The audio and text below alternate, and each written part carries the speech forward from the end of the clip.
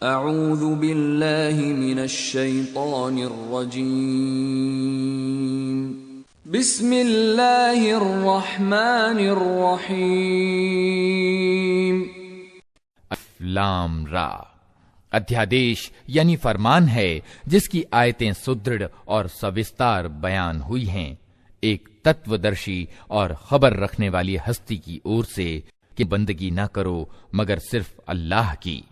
मैं उसकी ओर से तुमको खबरदार करने वाला भी हूं और खुशखबरी देने वाला भी। और ये कि तुम अपने रब से माफी चाहो और उसकी ओर पलट आओ तो वो एक विशेष अवधि तक तुमको अच्छी जीवन सामग्री देगा और हर श्रेष्ठ को उसकी श्रेष्ठता प्रदान करेगा। लेकिन अगर तुम मुंह फेरते हो तो मैं तुम्हारे हक में एक बड़े भयंकर दिन के अजाब से डरता हूं। सबको अल्लाह की ओर पलटना है और वो सब कुछ कर सकता है। देखो, ये लोग अपने सीनों को मोड़ते हैं ताकि उससे छिप जाएं। सावधान, जब ये कपड़ों से अपने आप को ढांपते हैं, अल्लाह इनके छिपे को भी जानता है और खुले को भी। वो तो उन भेदों से भी वाकिफ है जो सीनों में हैं। जमीन में चलने वाला कोई जानदार ऐसा नहीं है जिसकी रोजी अल्लाह के जिम्मे न हो और जिसके बारे में वो न जानता हो कि कहां वो रहता है और कहां वो सौंपा जाता है। सब कुछ एक स्पष्ट रजिस्टर में दर्ज है। और वही है जिसने आसमानों और जमीन को 6 दिनों में पैदा किया, जबकि इससे पहले उसका सिंहासन यानी अर्श पानी पर था, ताकि तुम्हारी परीक्षा लेकर देखे कि तुम में से कौन सबसे अच्छे कर्म करने वाला है। अब अगर ए नबी तुम कहते हो कि लोगों, मरने के बाद तुम दोबारा उठाए जाओगे, तो इनकार करने वाले तुरंत बोल उठते हैं कि ये तो खुली जादूगरी है। और अगर हम एक विशेष अवधि तक उनकी सजा को टालते हैं तो वे कहने लगते हैं कि आखिर किस चीज ने उसे रोक रखा है। सुनो, जिस दिन उस सजा का समय आ गया तो वो किसी के फेरे न फिर सकेगा और वही चीज उन्हें आ घेरेगी जिसकी वे हंसी उड़ा रहे हैं। अगर कभी हम इंसान को अपनी दयालुता से नवाजने के बाद फिर उससे वंचित कर देते हैं तो वो निराश होता है और अकृतज्ञता दिखाने लगता है। और अगर उस मुसीबत के बाद जो उस पर आई थी हम उसे नेमत का मजा चखाते हैं तो कहता है, मेरी तो सारी अनिश्चितता दूर हो गई। फिर वो फूला नहीं समाता और अकड़ने लगता है। इस दोष से पाक अगर कोई है तो बस वे लोग जो सब्र से काम लेने वाले और नेक काम करने वाले हैं, और वही हैं जिनके लिए माफी भी है और बड़ा बदला भी। तो ए पैगंबर, कहीं ऐसा ना हो कि तुम उन चीजों में से किसी चीज को बयान करने से छोड़ दो जो तुम्हारी ओर प्रकाशना द्वारा भेजी जा रही हैं, और इस बात पर दिल तंग हो कि वे कहेंगे इस व्यक्ति पर कोई खजाना क्यों न उतारा गया, या ये कि इसके साथ कोई फरिश्ता क्यों ना आया। तुम तो सिर्फ खबरदार करने वाले हो, आगे हर चीज का हवालेदार अल्लाह है। क्या ये कहते हैं कि पैगंबर ने ये किताब खुद घड़ ली है? कहो, अच्छा ये बात है तो इस जैसी घड़ी हुई 10 सूरतें तुम बना लाओ और अल्लाह के सिवा और जो तुम्हारे पूज्य हैं उनको मदद के लिए बुला सकते हो तो बुला लो। अगर तुम उन्हें पूज्य समझने में सच्चे हो। अब अगर वे तुम्हारे पूज्य तुम्हारी मदद को नहीं पहुंचते तो जान लो कि ये अल्लाह के ज्ञान से अवतरित हुई है, और ये कि अल्लाह के सिवा कोई वास्तविक पूज्य नहीं है। फिर क्या तुम इस सत्य बात के आगे सिर झुकाते हो? जो लोग बस इस दुनिया की जिंदगी और इसकी शोभा के चाहने वाले होते हैं, उनके किए धरे का सारा फल हम यहीं उनको दे देते हैं, और इसमें उनके साथ कोई कमी नहीं की जाती। मगर आखिरत यानी परलोक में ऐसे लोगों के लिए आग के सिवा कुछ नहीं है। वहां मालूम हो जाएगा कि जो कुछ उन्होंने दुनिया में बनाया वो सब मलिया मेट हो गया, और अब उनका सारा किया धरा मात्र मिथ्या है। फिर भला वो व्यक्ति जो अपने रब की ओर से एक स्पष्ट गवाही रखता था, इसके बाद एक गवाह भी पालनकर्ता की ओर से उस गवाही के समर्थन में आ गया और पहले मूसा की किताब मार्गदर्शक और दयालुता के रूप में आई हुई भी मौजूद थी। क्या वो भी दुनिया परस्तों की तरह इससे इनकार कर सकता है? ऐसे लोग तो उस पर ईमान ही लाएंगे। और इंसान के गिरोहों में से जो कोई उसका इनकार करे तो उसके लिए जिस जगह का वादा है वो दोज़ख है। अतः ए पैगंबर, तुम इस चीज की ओर से किसी शक में न पड़ना। ये सत्य है तुम्हारे रब की ओर से, मगर ज्यादातर लोग नहीं मानते।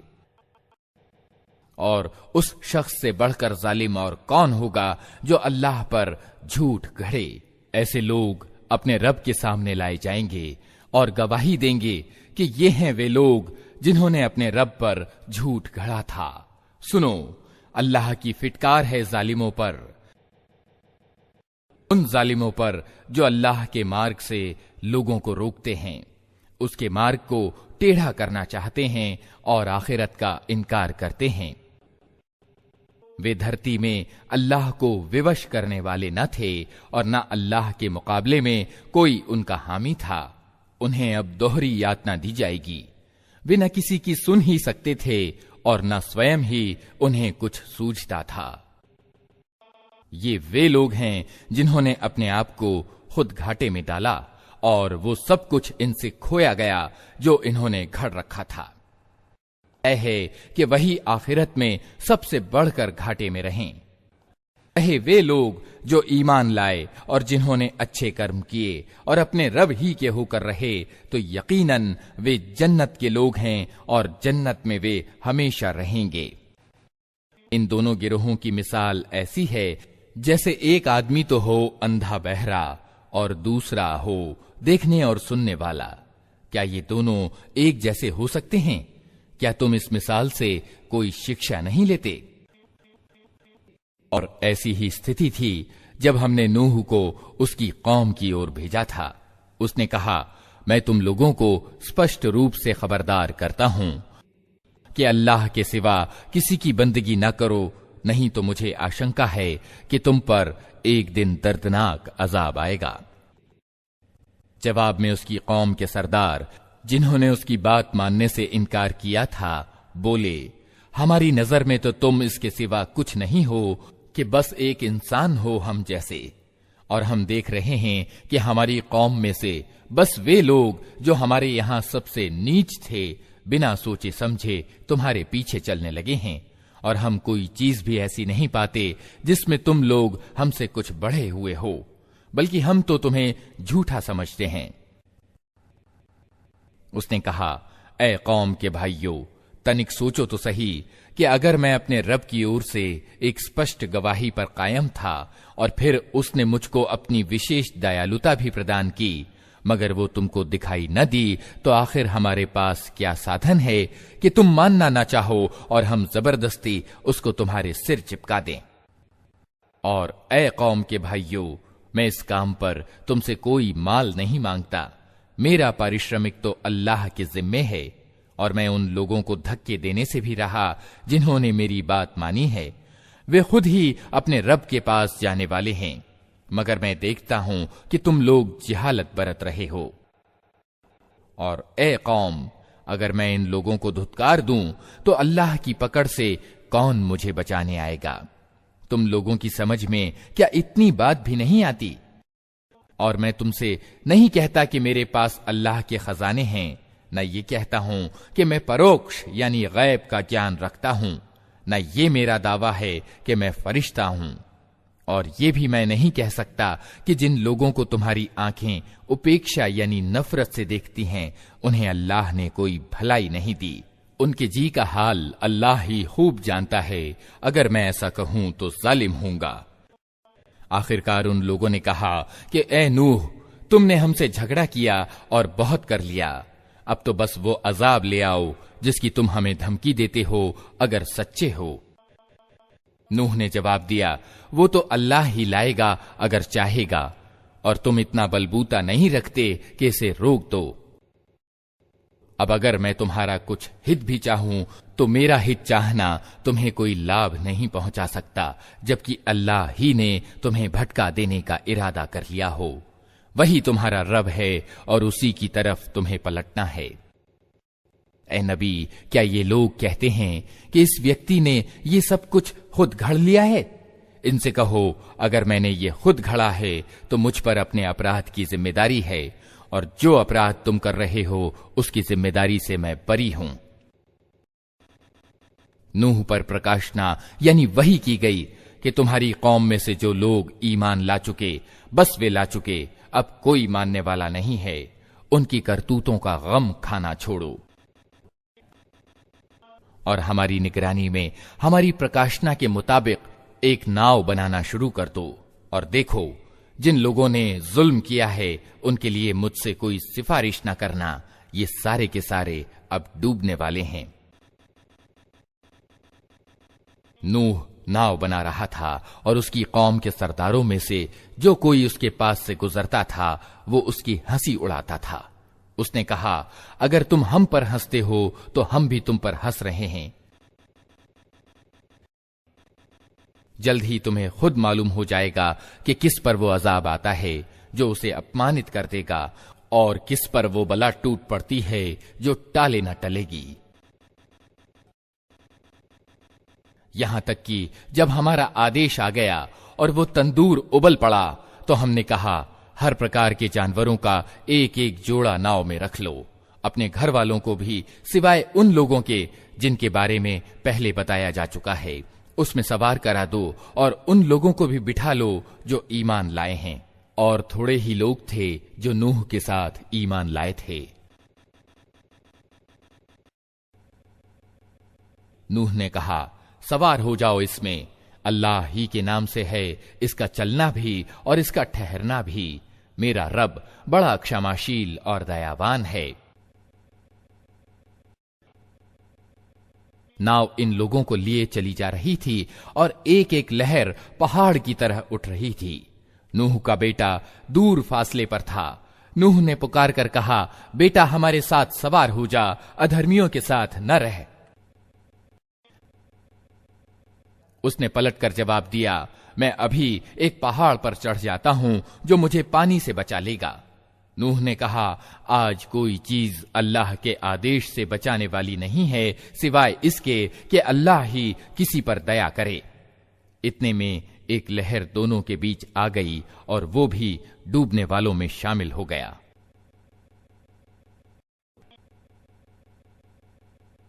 आदेश हुआ, ए जमीन अपना सारा पानी निगल जा, और ए आसमान रुक जा। अतएव पानी जमीन में बैठ गया। फैसला चुका दिया गया। नाव जूदी पर टिक गई और कह दिया गया कि दूर हुई जालिमों की कौम। नूह ने अपने रब को पुकारा, कहा, ए रब, मेरा बेटा मेरे घर वालों में से है और तेरा वादा सच्चा है, और तू सब हाकिमों से बड़ा और सबसे अच्छा हाकिम है। जवाब में कहा गया, ए नूह, वो तेरे घर वालों में से नहीं है, वो तो एक बिगड़ा हुआ कर्म है। अतः मुझसे उस बात की प्रार्थना न कर जिसकी हकीकत तू नहीं जानता। मैं तुझे नसीहत करता हूं कि अपने आप को जाहिलों की तरह न बना ले। नूह ने तुरंत निवेदन किया, ऐ मेरे रब, मैं तेरी पनाह मांगता हूं इससे कि वो चीज तुझसे मांगूं जिसका मुझे ज्ञान नहीं। अगर तूने मुझे माफ न किया और दया न की तो मैं बर्बाद हो जाऊंगा। आदेश हुआ, ऐ नूह, उतर जा, हमारी ओर से सलामती और बरकतें हैं तुझ पर और उन गिरोहों पर जो तेरे साथ हैं, और कुछ गिरोह ऐसे भी हैं जिनको हम कुछ समय तक जिंदगी का सामान प्रदान करेंगे, फिर उन्हें हमारी ओर से दर्दनाक अजाब पहुंचेगा। ऐ नबी, ये परोक्ष की खबरें हैं जिनकी प्रकाशना यानी वही हम तुम्हारी ओर कर रहे हैं। इससे पहले न तुम इनको जानते थे और न तुम्हारी कौम। अतः सब्र से काम लो, अंतिम परिणाम परहेजगारों के ही हक में है। और आद की ओर हमने उनके भाई हूद को भेजा। उसने कहा, ऐ कौम के भाइयों, अल्लाह की बंदगी करो, तुम्हारा कोई खुदा उसके सिवा नहीं है। तुमने सिर्फ झूठ गढ़ रखे हैं। ए कौम के भाइयों, इस काम पर मैं तुमसे कोई बदला नहीं चाहता। मेरा पारिश्रमिक तो उसके जिम्मे है जिसने मुझे पैदा किया है। क्या तुम बुद्धि से तनिक काम नहीं लेते? और ए मेरी कौम के लोगों, अपने रब से माफी चाहो, फिर उसकी ओर पलटो। वो तुम पर आसमान के दहाने खोल देगा और तुम्हारी वर्तमान शक्ति में और ज्यादा शक्ति की अभिवृद्धि करेगा। अपराधी बनकर बंदगी से मुंह न फेरो। उन्होंने जवाब दिया, ए हूद, तू हमारे पास कोई खुली गवाही लेकर नहीं आया है और तेरे कहने से हम अपने इष्ट पूज्यों को नहीं छोड़ सकते और तुझ पर हम ईमान लाने वाले नहीं हैं। हम तो ये समझते हैं कि तेरे ऊपर हमारे पूज्यों में से किसी की मार पड़ गई है। हूद ने कहा, मैं अल्लाह की गवाही पेश करता हूं और तुम गवाह रहो कि ये जो अल्लाह के सिवा दूसरों को तुमने ईश्वरत्व में साझीदार बना रखा है, इससे मैं बेजार हूं। तुम सब के सब मिलकर मेरे विरुद्ध अपनी करनी में कमी न करो और मुझे तनिक भी मोहलत न दो। मेरा भरोसा अल्लाह पर है जो मेरा रब भी है और तुम्हारा रब भी। कोई जानदार ऐसा नहीं जिसकी चोटी उसके हाथ में ना हो। बेशक मेरा रब सीधे मार्ग पर है। अगर तुम मुंह फेरते हो तो फेर लो। जो संदेश देकर मैं तुम्हारे पास भेजा गया था वो मैं तुमको पहुंचा चुका हूं। अब मेरा रब तुम्हारी जगह दूसरी कौम को उठाएगा और तुम उसका कुछ ना बिगाड़ सकोगे। निस्संदेह मेरा रब हर चीज पर निगरान है। फिर जब आदेश आ गया तो हमने अपनी दयालुता से हूद को और उन लोगों को जो उसके साथ ईमान लाए थे मुक्त किया और एक भारी अजाब से उन्हें बचा लिया। ये हैं आद। अपने रब की आयतों से इन्होंने इनकार किया, उसके रसूल की बात न मानी और हर बड़े अत्याचारी सत्य के दुश्मन के पीछे चलते रहे। आखिरकार इस दुनिया में भी इन पर फिटकार पड़ी और क़यामत के दिन भी। सुनो, आद ने अपने रब के साथ इनकार की नीति अपनाई। सुनो, दूर फेंक दिए गए आद हूद की कौम के लोग। और समूद की ओर हमने उनके भाई सालेह को भेजा। उसने कहा, ऐ मेरी कौम के लोगों, अल्लाह की बंदगी करो, उसके सिवा तुम्हारा कोई खुदा नहीं है। वही है जिसने तुमको जमीन से पैदा किया है और यहां तुमको बसाया है। अतः तुम उससे माफी चाहो और उसकी ओर पलट आओ। यकीनन मेरा रब करीब है और वो दुआओं का जवाब देने वाला है।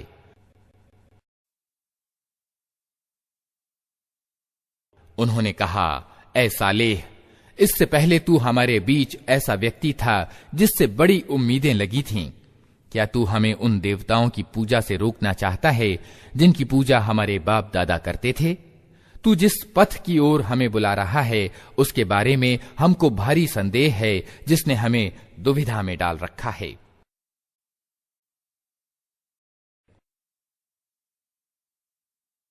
सालेह ने कहा, ऐ कौम के भाइयों, तुमने कुछ इस बात पर भी विचार किया है कि अगर मैं अपने रब की ओर से एक खुली गवाही रखता था और फिर उसने अपनी दयालुता से भी मुझे नवाज दिया, तो इसके बाद अल्लाह की पकड़ से मुझे कौन बचाएगा अगर मैं उसकी अवज्ञा करूं? तुम मेरे किस काम आ सकते हो सिवाय इसके कि मुझे और ज्यादा घाटे में डाल दो।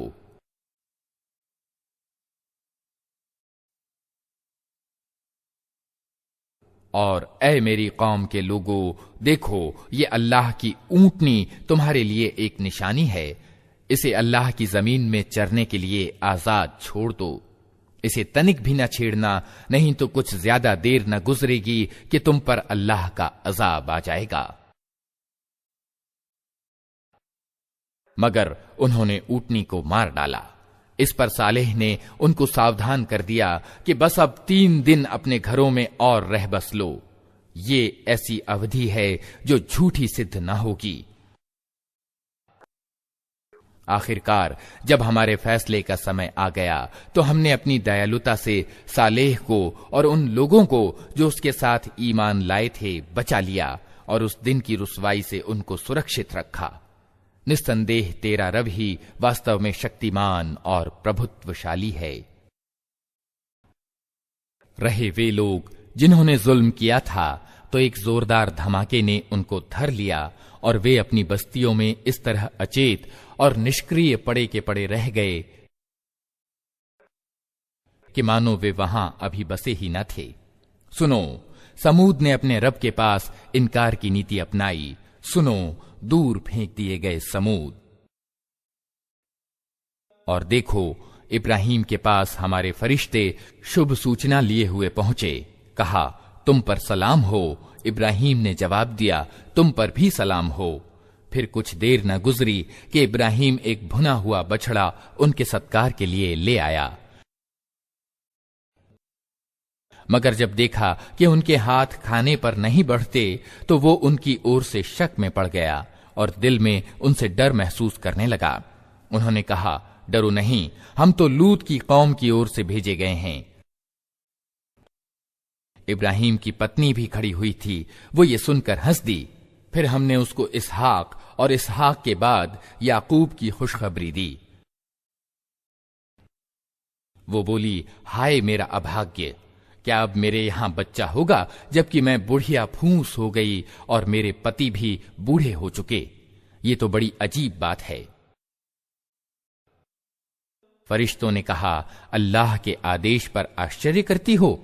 इब्राहिम के घर वालों, तुम लोगों पर तो अल्लाह की दयालुता और उसकी बरकतें हैं और यकीनन अल्लाह अत्यंत प्रशंसनीय और बड़ा गौरव वाला है। फिर जब इब्राहिम की घबराहट दूर हो गई और संतान की शुभ सूचना से उसका दिल खुश हो गया तो उसने लूत की कौम के विषय में हमसे झगड़ा शुरू किया। वास्तव में इब्राहिम बड़ा सहनशील और कोमल हृदय आदमी था और हर हाल में हमारी तरफ रुजू करता था।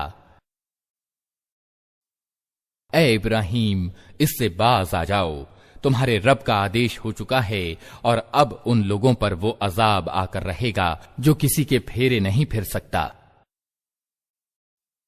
और जब हमारे फरिश्ते लूत के पास पहुंचे तो उनके आने से वो बहुत घबराया और दिल तंग हुआ और कहने लगा कि आज बड़ी मुसीबत का दिन है। इन मेहमानों का आना था कि उसकी कौम के लोग बेकाबू होकर उसके घर की ओर दौड़ पड़े। पहले वे ऐसे ही बुरे कर्मों के आदी थे। लूत ने उनसे कहा, भाइयों, ये मेरी बेटियां मौजूद हैं, ये तुम्हारे लिए सबसे ज्यादा पवित्र हैं और अल्लाह का डर रखो और मेरे मेहमानों के मामले में मुझे अपमानित ना करो। क्या तुम में कोई भला आदमी नहीं है? उन्होंने जवाब दिया, मुझे तो मालूम ही है कि तेरी बेटियों में हमारा कोई हिस्सा नहीं है और तू ये भी जानता है कि हम चाहते क्या हैं। लूत ने कहा, क्या ही अच्छा होता कि मेरे पास इतनी शक्ति होती कि तुम्हें सीधा कर देता, या कोई मजबूत सहारा ही होता कि उसकी पनाह लेता। तब फरिश्तों ने उससे कहा, ऐ लूत, हम तेरे रब के भेजे हुए फरिश्ते हैं, ये लोग तेरा कुछ न बिगाड़ सकेंगे। बस तू कुछ रात रहे, अपने लोगों और परिवार को लेकर निकल जा और देखो, तुम में से कोई व्यक्ति पीछे पलट कर ना देखे, मगर तेरी पत्नी साथ नहीं जाएगी, क्योंकि उस पर भी वही कुछ बीतने वाला है जो इन लोगों पर बीतना है। इनकी तबाही के लिए सुबह का वक्त नियत है। सुबह होते अब देर ही कितनी है।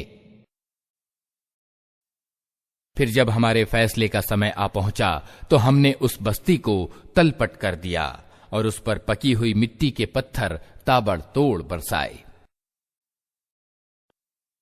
जिनमें से हर पत्थर तेरे रब के यहां चिन्हित था और जालिमों से ये सजा कुछ दूर नहीं है। और मदयन वालों की ओर हमने उनके भाई शुएब को भेजा। उसने कहा, ऐ मेरी कौम के लोगों, अल्लाह की बंदगी करो, उसके सिवा तुम्हारा कोई रब नहीं है और नाप तौल में कमी न किया करो। आज मैं तुमको अच्छी हालत में देख रहा हूं, मगर मुझे डर है कि कल तुम पर ऐसा दिन आएगा जिसका अजाब सबको घेर लेगा। और ए कौम के भाइयों, ठीक ठीक इंसाफ के साथ पूरा नापो और तोलो, और लोगों को उनकी चीज में घाटा न दिया करो और जमीन में बिगाड़ न फैलाते फिरो। अल्लाह की दी हुई बचत तुम्हारे लिए ज्यादा अच्छी है अगर तुम मोमिन हो, और जैसा भी हो मैं तुम्हारे ऊपर कोई नियुक्त रखवाला नहीं हूं। उन्होंने जवाब दिया, ऐ शोएब, क्या तेरी नमाज तुझे ये सिखाती है कि हम उन सभी पूज्यों को छोड़ दें जिनकी पूजा हमारे बाप दादा किया करते थे, या ये कि हमको अपने माल में अपनी इच्छा के अनुसार कुछ उपभोग का अधिकार न हो? बस तू ही तो एक उदार और सच्चा आदमी रह गया है। शोएब ने कहा, भाइयों, तुम स्वयं ही सोचो कि अगर मैं अपने पालनहार की ओर से एक खुली गुमराही यानी स्पष्ट प्रमाण पर था और उसने मुझे अपने यहां से अच्छी रोजी भी प्रदान की, तो इसके बाद मैं तुम्हारी गुमराहियों और हराम खोरियों में तुम्हारा साथ कैसे दे सकता हूं? और मैं हरगिज ये नहीं चाहता कि जिन बातों से मैं तुमको रोकता हूं उनको खुद मैं करूं। मैं तो सुधार करना चाहता हूं जहां तक भी मेरा बस चले, और ये जो कुछ मैं करना चाहता हूं वो पूरी तरह अल्लाह के योगदान पर निर्भर करता है। उसी पर मैंने भरोसा किया और हर मामले में उसी की तरफ रुजू करता हूं। और ए कौम के भाइयों, मेरे विरुद्ध तुम्हारी हठधर्मी कहीं ये नौबत ना पहुंचा दे कि आखिरकार तुम पर भी वही अजाब आकर रहे जो नूह या हूद या सालेह की कौम पर आया था। और लूत की कौम तो तुमसे कुछ ज्यादा दूर भी नहीं है। देखो, अपने रब से माफी मांगो और उसकी ओर पलट आओ। बेशक मेरा रब दयावान है और अपने पैदा किए हुए प्राणी यानी मखलूक से प्रेम करता है। उन्होंने जवाब दिया, ऐ शोएब, तेरी बहुत सी बातें तो हमारी समझ में ही नहीं आती, और हम देखते हैं कि तू हमारे बीच एक शक्तिहीन आदमी है। तेरी बिरादरी न होती तो हम कभी का पथराव करके तुझे मार डालते। तेरा बलबूता तो इतना नहीं है कि हम पर भारी हो।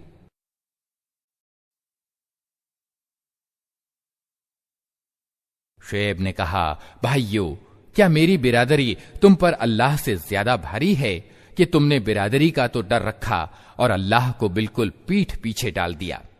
जान रखो कि जो कुछ तुम कर रहे हो वो अल्लाह की पकड़ से बाहर नहीं है।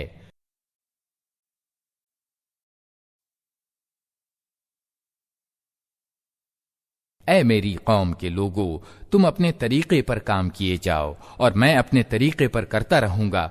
जल्दी ही तुम्हें मालूम हो जाएगा कि किस पर अपमानजनक अजाब आता है और कौन झूठा है। तुम भी इंतजार करो और मैं भी तुम्हारे साथ बाट देख रहा हूं। आखिरकार जब हमारे फैसले का समय आ गया तो हमने अपनी दयालुता से शुएब और उसके साथी ईमान वालों को बचा लिया, और जिन लोगों ने जुल्म किया था उनको एक सख्त धमाके ने ऐसा पकड़ा कि वे अपनी बस्तियों में अचेत और निष्क्रिय पड़े के पड़े रह गए।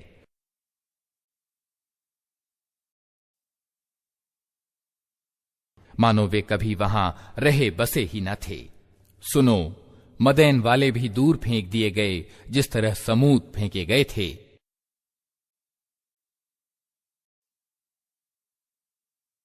और मूसा को हमने अपनी निशानियों और नियुक्ति के स्पष्ट प्रमाणों के साथ फिरौन और उसके राज्य के सरदारों की ओर भेजा,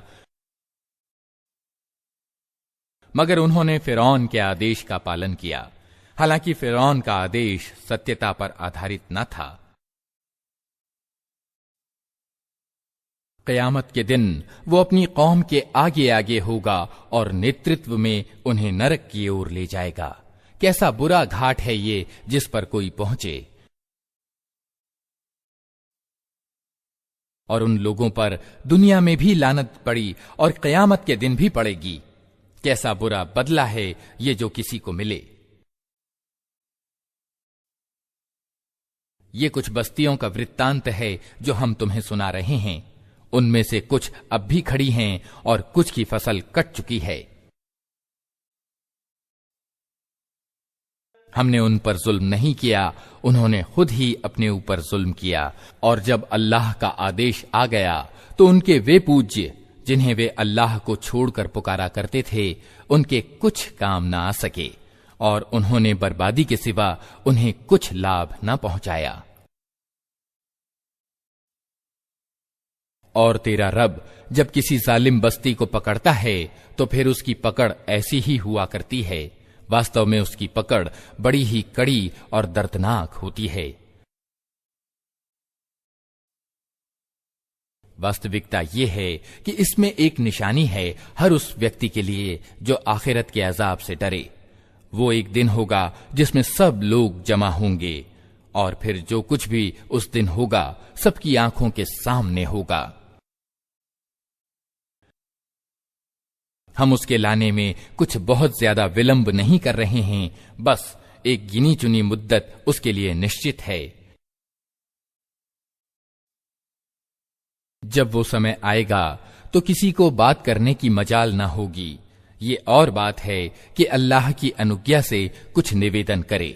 फिर कुछ लोग उस दिन अभागे होंगे और कुछ सौभाग्यशाली। जो अभागे होंगे वे दोज़ख में जाएंगे, जहां गर्मी और प्यास की तेजी से वे हांफेंगे और फुंकार मारेंगे और इसी हालत में वे हमेशा रहेंगे जब तक जमीन और आसमान कायम हैं। ये और बात है कि तेरा रब कुछ और चाहे। बेशक तेरे रब को पूरा अधिकार प्राप्त है, जो चाहे करे। रहे वे लोग जो सौभाग्यशाली निकलेंगे तो वे जन्नत में जाएंगे और वहां वे हमेशा रहेंगे जब तक जमीन और आसमान कायम हैं। ये और बात है कि तेरा रब कुछ और चाहे। ऐसा उपकार उनको मिलेगा जिसका सिलसिला कभी टूटेगा नहीं।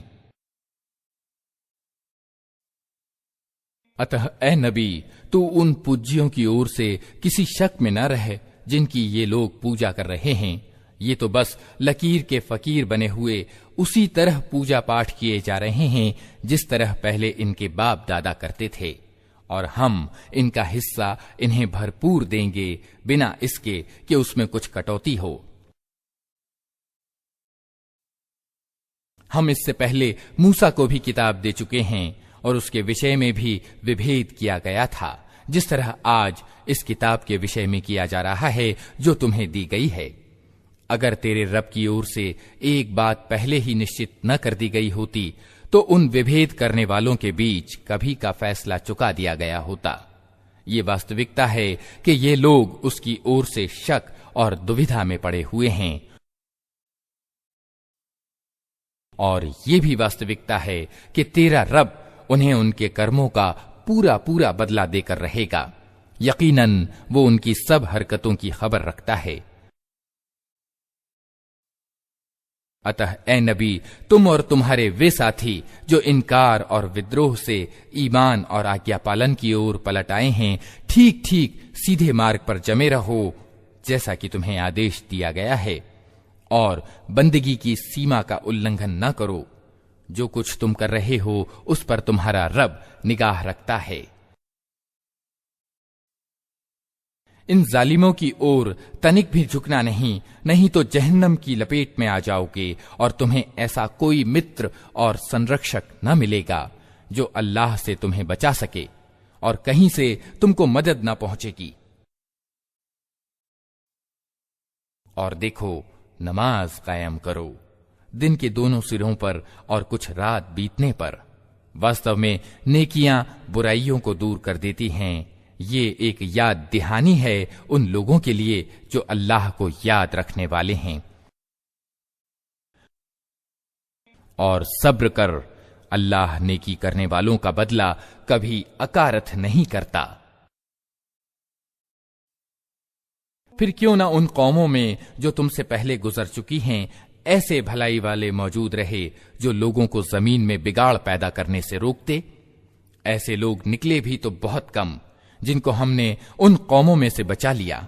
वरना जालिम लोग तो उन्हीं मजों के पीछे पड़े रहे जिनके सामान उन्हें बहुतायत के साथ दिए गए थे और वे अपराधी बनकर रहे।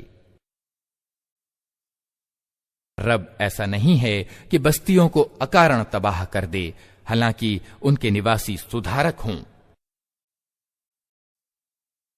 बेशक तेरा रब अगर चाहता तो सारे इंसानों को एक गिरोह बना सकता था, मगर अब तो वे विभिन्न तरीकों पर ही चलते रहेंगे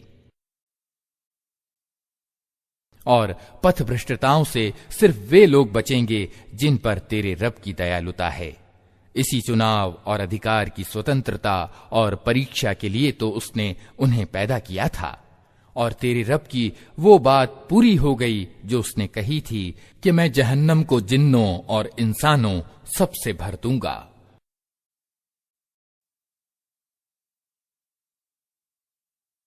और ए नबी, ये पैगंबरों की कथाएं जो हम तुम्हें सुनाते हैं, ये वे चीजें हैं जिनके द्वारा हम तुम्हारे दिल को सुदृढ़ करते हैं। इनके अंदर तुमको वास्तविकता का ज्ञान मिला और ईमान लाने वालों को उपदेश और जागृति प्राप्त हुई।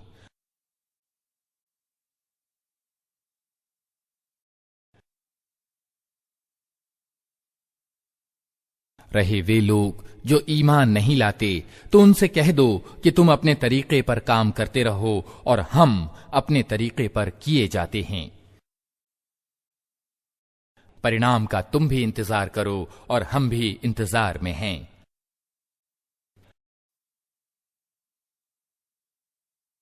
आसमानों और जमीन में जो कुछ छिपा हुआ है सब अल्लाह के अधिकार में है और सारा मामला उसी की तरफ रुजू किया जाता है। अतः ए नबी, तू उसकी बंदगी कर और उसी पर भरोसा रख। जो कुछ तुम लोग कर रहे हो तेरा रब उससे बेखबर नहीं है।